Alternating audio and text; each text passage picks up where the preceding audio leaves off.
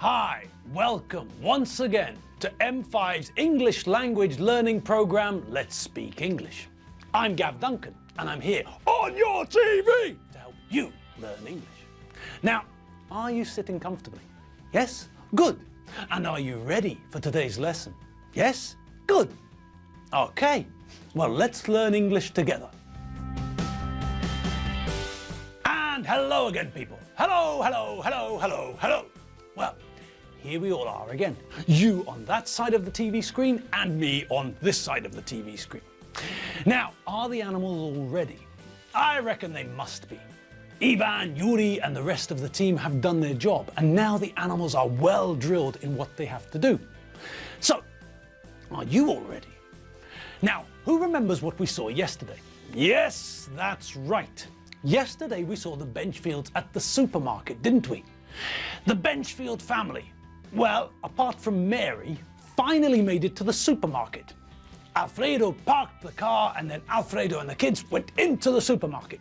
But as soon as they got into the supermarket, there was a problem, wasn't there? Alfredo forgot where he parked the car. Tim volunteered to go and find the car, didn't he? Alfredo let him go, but told Tim to be back in 10 minutes.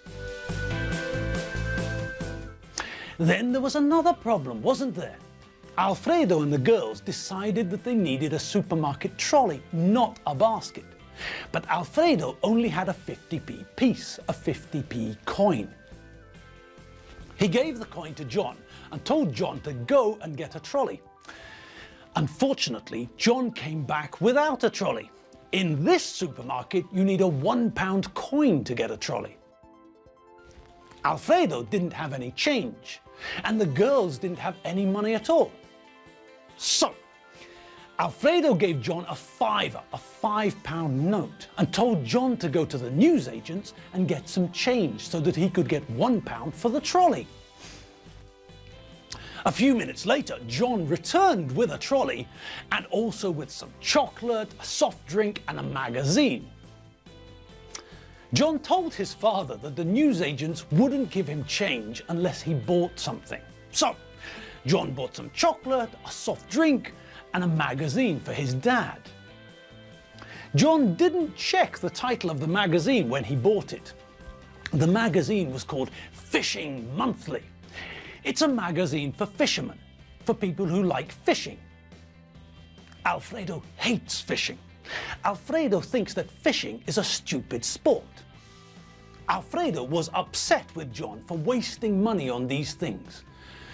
John got the trolley, but spent almost all of the £5 on the chocolate, the soft drink and the magazine, which his father doesn't want.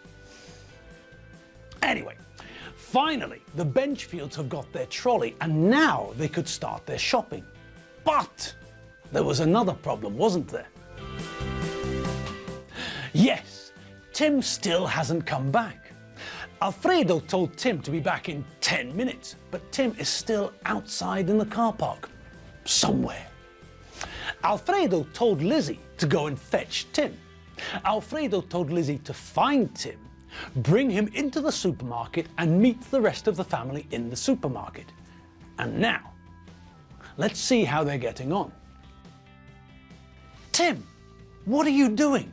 Dad's going mad. He told you to be back in 10 minutes. Yeah, I'm coming. So, who was that boy you were talking to? He's a mate of mine. What's his name? Eddie. Eddie what? Finn. Eddie Finn. What? Was that Eddie Finn? Do you know Eddie Finn? Yeah, I know Eddie Finn. So what? What do you mean, so what? Eddie Finn is bad news. Everyone at school knows that. He doesn't go to our school, stupid.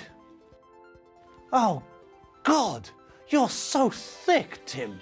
He used to go to our school, you idiot, but he got thrown out. He was expelled. Yeah? I didn't know that. I heard about him from some of the other girls. Apparently he was always in trouble and then he did something really bad, so he was expelled. I like him. He's a good mate.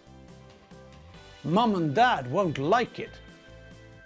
Listen, Lizzie, just keep your mouth shut, okay? Mum and Dad don't need to know anything about my mates. Don't you dare tell them.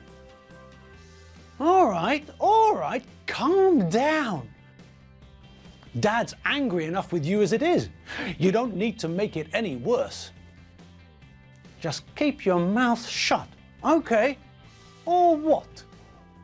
Or you'll be sorry, that's what. Now, before the two kids get back into the supermarket, let's just have a look at some of the language that they used. For a start, Tim used the word mate to describe the other boy, Eddie Finn. Tim said, he's a mate of mine. Now, mate is a synonym for friend, but for a lot of people, friend is a stronger word. Hurrah! They're here at last, playing the old I'm late gag to the hilt. What great mates I've got. Wait, I'm coming. Had an accident. I'm not very quick. Don't go away. Here I am. Welcome one and welcome all. Some people say that you can have lots and lots of mates, but you normally only have a few real friends. I don't know. Again, this is a part of the language which is very subjective. Some people think mate is a perfect synonym for friend, and so they say that their best mate is just another way of saying their best friend. If you know someone very slightly, perhaps you've seen them a couple of times, but you've never had a real conversation with them, then that person is an acquaintance. An acquaintance is someone you know slightly, but this person is not a close friend. Now, when we think about the word mate, some people think that mate is somewhere between acquaintance and friend. Now, that's one area where we can't decide. Some people think that mate is this, and some people think that mate is that. But that's normal with language. Sometimes meanings are liquid, not solid. Okay, but there's another area where we often hear the word mate. If you go to the UK, then you'll hear lots of people using the word mate when they speak to a man they don't know. When I lived in the UK, it was very common for me and all my mates, all my friends, to address another man as mate if we didn't know his name. Let me give you an example. If I saw the postman and I wanted to ask him if there was a letter for me, then I'd start the conversation with, "Excuse me, mate," and then I'd ask if there was a letter for me. If I wanted to get someone's attention, I'd do the same thing. "Excuse me, mate."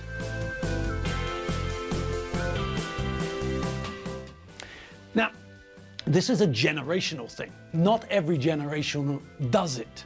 For a start, if you look at the sentences I just used as an example, we can quickly see that the word mate makes no difference to the sentence.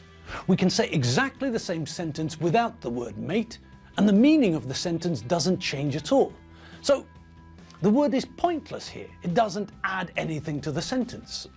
So why use the word mate? I don't know. That's just the way that we spoke. Now, I said that the use of the word was generational, didn't I? My generation used this word all the time, but it was normally only used by men talking to men. Now, if we think about an older generation, say, for instance, my dad's generation, now they didn't use the word as much as we did. They just said, "Excuse me," without the word mate. Also, some people really don't like the word mate. There are lots of people who do jobs where people want to talk to them. Say, for example, a postman or, I don't know, a policeman. Now, when people want to speak to a postman or a policeman, how do they start the conversation? It's difficult, isn't it? You don't know the postman's first name, do you? He could be called Gary or Barry or Vincent or anything. Also, you don't know his surname, do you? So you can't say Mr. Sutherland or Mr. Harrier, can you? In situations like this, it's natural for me to say, "Excuse me, mate," but, and here's the problem, it's possible that 12 million people call the postman mate every day and he doesn't like it. So when I call him mate, he won't be happy. The same thing happens with policemen. You don't know the policeman's first name, do you? No. And you don't know the policeman's surname, do you? No. And, well, I suppose you could look at the policeman's epaulets. Epaulets are the bits on a uniform on the shoulders, like these. Now sometimes, like with this uniform, the epaulets are for decoration. But with other uniforms, the epaulets show the rank of the person in uniform. The person's rank is their position in the organization. Are they a private, like this man in the army? Or a general, like this man in the army? So, the idea of rank is the idea of position. What position does someone have in a hierarchy? Most jobs have a hierarchy. Most employers use a hierarchical system. The youngest, newest worker starts at the lowest level, and then, after time, they get promoted. They move up in rank to the next level. And it goes on like this until you leave the job. So, that means that when a doctor comes out of university and starts work in a hospital, they're not the head of a department. They're not the head of surgery, no. They're a junior doctor and they have to work in the hospital and learn more and gain lots of experience before they move up to the next level of the hierarchy. It's the same with policemen.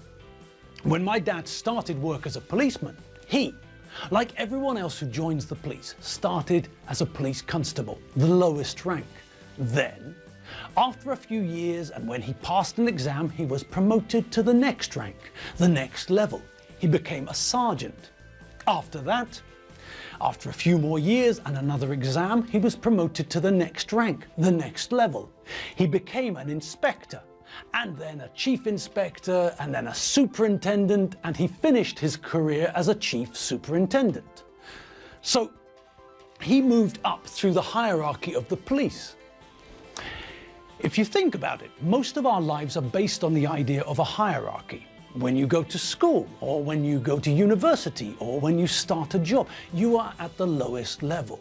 Everyone is more important than you. Then, as time passes and you learn more and more, you move up the ranks, you move up the hierarchy, you become more important, and now there are more and more people beneath you. You are more important and they are less important.